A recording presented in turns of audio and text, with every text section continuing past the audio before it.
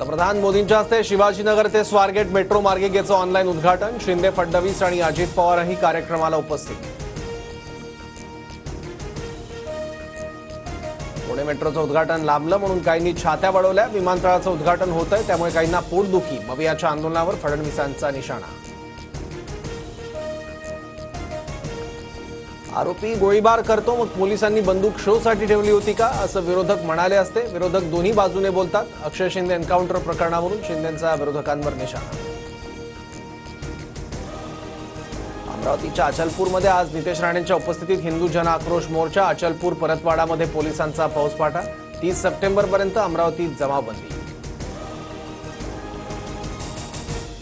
थोड्याच वेळात नितेश राणे नागपूर विमानतळावर दाखल होणार। नागपूर विमानतळावर ठाकरे गटाची नितेश राणेंविरोधात घोषणाबाजी।